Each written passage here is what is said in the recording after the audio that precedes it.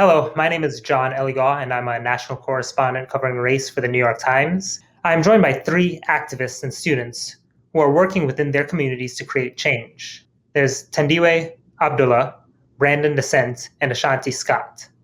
They have founded organizations and have mobilized their peers. We'll hear more about their motivations and the work that came out of it. So I'd like to welcome the three of you and thank you all for joining us.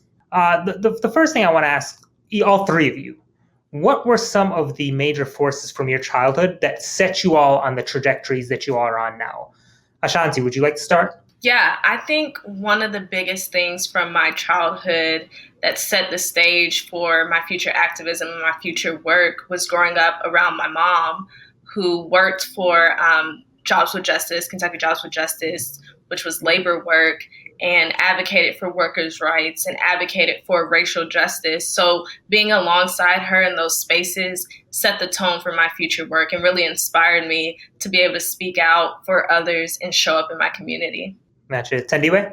I think growing up in a community that was filled with organizers, retired Panthers, just seeing my folks like organize, and also seeing my people suffer. I live in a community where there's a lot of homelessness. I live in a community that is very over policed.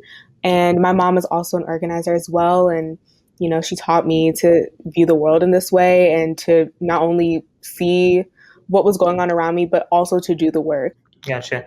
And Brandon, what about you? What were some of the things that from your childhood that shaped the trajectory for you? Well, I always grew up in a very activism oriented family. My uncle is actually Stokely Carmichael, who is Oh, wow. the Black Panther who coined the phrase Black Power. My ability to, hopefully, potentially one day join my uncle and being an activist that actually came to real holistic solutions to problems that affect people that look like us, as well as, having my voice be heard is the day that my school, unfortunately, was shot up in 2018 on February 14th in Parkland, Florida. Even though it was a tragedy, it did allow me to have the platform to have my voice heard and to speak about things that don't necessarily only have to do with gun violence, but with systematic racism, the oppression of women, LGBTQ plus rights, et cetera, et cetera. Yeah, thank you, Brandon. And I didn't know you were kinfolk to Stokely, who's also from the great island of Trinidad and Tobago, which is where I'm from. So just gotta throw that plug in there. But for Thandiwe and Ashanti, I'm curious. You all, as you all mentioned, grew up with parents who were activists. I think Thandiwe, I think you were at your first protest before you even knew that you were at a protest, right? You were, I think I read somewhere you were like 2 years old or something like that.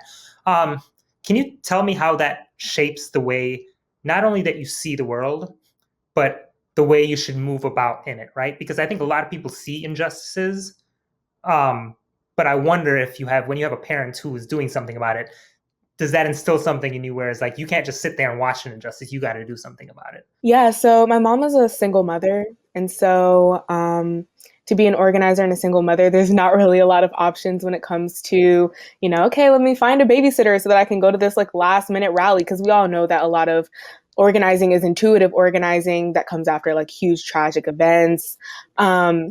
Yeah. So every time that there was a rally or protest, it was always like just instinct to, okay, let me take my kids, right? Part of Black radical tradition has always been youth involvement. It has always been the village raises the child type of situation, right? And so it's more than just I'm organizing because I care about, whatever the issue is. It's about I care about my people. And that looks like everybody coming together, making sure the kids are okay and making sure the kids are involved. It's about teaching, learning.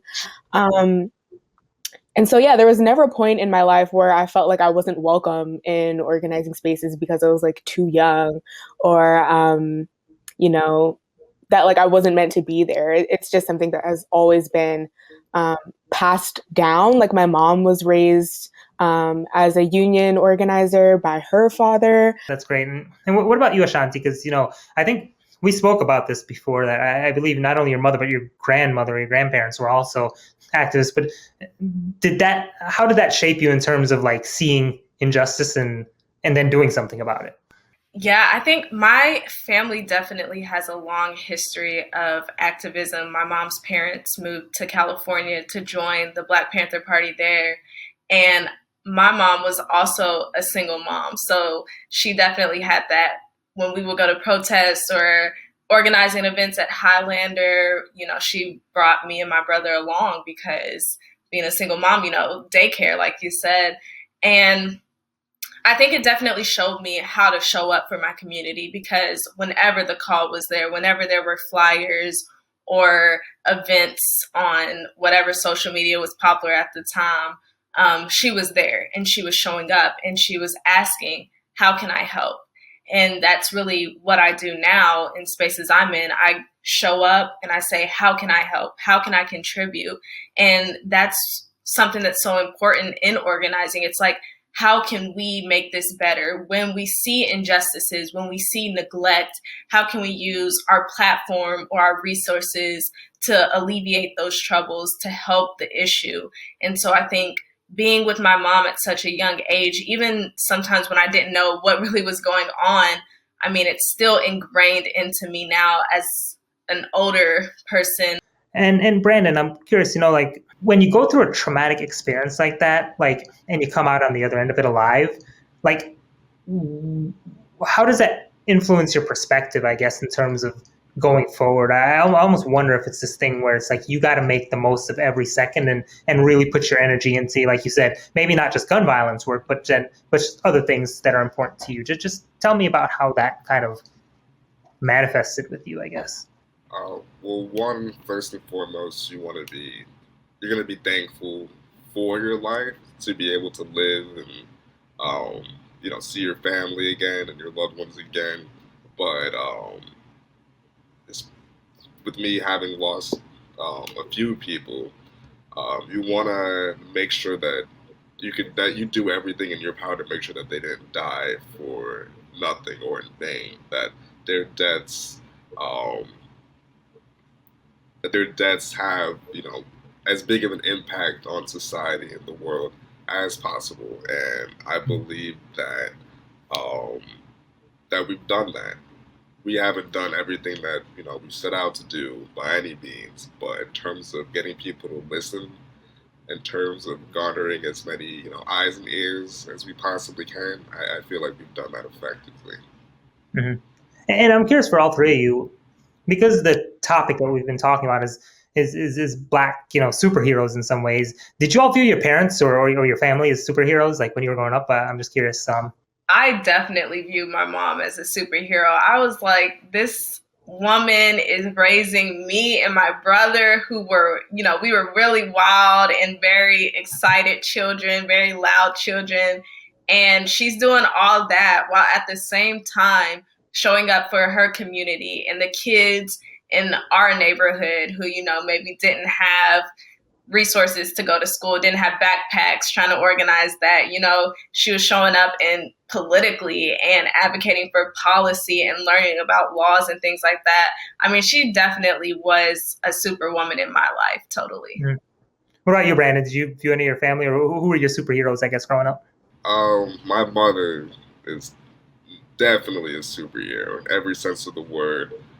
Even though there weren't many superheroes that I could compare to, as there is a lack of Black women superheroes, unfortunately, but she is absolutely indestructible in my mind. She's just extremely emotionally strong, but she has the wisdom to know when to be vulnerable, if that makes sense. And what about you, Thandiwe?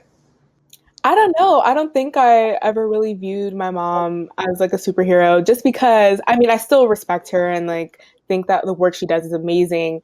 But I think that one of the things that she made sure to teach me very early on is that like this work is not special.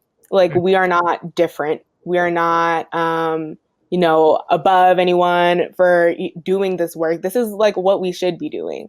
And one of the things that she teaches me and my siblings is that no matter what you do in life, you have to do it on behalf of your people. You have to make sure that your work is meaningful. That doesn't mean you have to be an organizer. You can be a dancer. You can be a writer. You can be a poet. You can be, an astrophysicist, whatever you want to be. But just make sure that like your work does something and means something. And that always really stuck with me. She wanted to make sure that uplifting the community is something that is normalized. And so I was taught to view people who were in the struggle as, I respected them and I really admired them, but I don't think I would ever put that type of work in the same type of like superheroes. Yeah, no, definitely. I want to talk now to you all about kind of envisioning now what's possible. Let's dream a little bit. Let's think a little bit. Thandiwe, I know for you, the arts is an important outlet. And, it's funny. I was just recently, I'm in Minneapolis right now. And I was just recently at an art activist space that was recently built out here. And I was talking to the guy who runs that, and he talked about, artists are the ones who help keep social movements going. You know what I'm saying? Like the artists are the ones who help people like see and who bring some clarity to the situation, right? Whether with words, with, performance, with paintings, things like that. I'm curious what you think is the role of art in envisioning the future and the justice that you want to see. I think we need to talk about art and the role of art in this work, right? A lot of the times, we see the spotlight on the folks in the streets, whether that's good publicity or bad publicity or whatever, right? But I think just looking throughout history, art has had a huge role in all revolutions, right? We are the dreamers. We are the creatives. We kind of take whatever energy and emotions that are floating throughout the community and turn them into something tangible, I guess, and turn them into something that like gives us the drive and the energy to keep going, right? We're the like sustenance of the revolution. I find, especially in, a lot of the times these spaces are filled with so much pain and trauma, right? It's constantly, it wears you down. It hurts you. And no one has talked about the effects of Black folks seeing our people die over and over and over again this past summer, right? What does that do to you? And so I think these art spaces really allow us as Black people to find a place of healing and find a place to release what has been building up for so long. Ashanti, I want to talk to you about kind of like lawmaking and then the legislate, looking at things through a legislative process, because we see that's the way, the system that we have in place essentially, that in one way or shape or form makes certain policy changes and affects change. And obviously your mother is a lawmaker in Kentucky. But in some ways, from an activist lens, it might feel like these systems that we have in place might not be enough for radical thinking and radical change, I guess. I'm curious as what you think the role of lawmaking is. Can you do radical things and make, sweeping changes through lawmaking? Like what kind of what kind of future can we envision through the systems and the lawmaking systems that we have in place? Yeah, I definitely think that there's a lot that can be done through the lawmaking process. And we're even imagining new ways. And as new situations and tragedies come out of things, we see the opportunity to make laws. For example, I'm from Louisville, Kentucky. And just this last summer 2020, we had Breonna Taylor, who was killed, actually March of 2020. And out of that, we saw legislation that my mom has now proposed in the Kentucky State Legislature, which is Breonna's Law, which would ban no-knock warrants, which was how she was killed. The Louisville Metro Police Department issued a no-knock warrant and killed her in her home at night. So we saw that policy change that came out of the terrible tragedy of Breonna Taylor's death. But we saw the opportunity to have that policy change. And then also on the local level, I mean, legislators in themselves can be inspirational. And we just elected one of our youngest councilmen, Ja'Cory Arthur, who is an amazing councilman who's for like reparations policy. And he's issuing policy about housing in Louisville because we're in a very bad housing crisis with the pandemic. We've seen record numbers of evictions, like the 490 project that has come about in Louisville that's examining the police contract. And so hopefully we can have more accountability, and hopefully we can reallocate funds from the police department back into the community so we can do preventative measures so we don't have to try to react to tragedies and try to make policies out of that. We can prevent it. No, that's great. Very well said. And Ashanti, I'm curious. I want to follow up on that. Like, is part of the work to getting leaders into place who have that vision of doing things more than the status quo when it comes to lawmaking? Absolutely. I think that new, young and old, just energized leaders that are passionate, leaders that come outside of the movement. I mean, I was looking at Congresswoman Cori Bush and how she was a Black Lives Matter activist in Ferguson, and now she's a congresswoman. And that's inspirational for folks. I mean, my mom is always on the front lines in the streets. She calls herself a reptivist. It's like we need activists, we need teachers, we need people who aren't like status quo establishment to really reinvigorate folks and encourage folks to get out there and run for office. And we also need that representation, because people being able to visually see themselves in those positions that hold a lot of power and hold a lot of influence to change folks' lives. It definitely is inspirational, a change agent. Yeah, definitely. And Brandon, so you have taken up, legislation. You've created legislation that you hope affects, serious change to some of these real systemic problems we're seeing. Can you talk a little bit about, the legislation that you are working on, and in what ways does it have the potential to create that future that we really want to see, that's a more just and equitable future? Of course, myself and Joshua Turner, an activist in Baltimore, came together to write the Breathe Bill. And the Breathe Bill is an action that will deconstruct the racism that pervades our police force. A few of our initiatives are to abolish qualified immunity, of course, relocate police funding to support schools, social workers, and community outreach programs, and to create more stringent qualifications to become a police officer. It shouldn't take only 22 weeks to graduate from a police academy, but it's going to take me 4 years to get a film degree. Is to completely change how we train and who trains our police officers. And that's going to be through outsourcing the training and allowing the community to pick what private entities are training the police. And it allows them to have more of a say and more control on how they're being served, how they are serving our communities, while mitigating the overall cost of training, of course. Gotcha. No, thank you very much for that, Brandon. So we're running short on time here, so I want to leave each of you with one more question.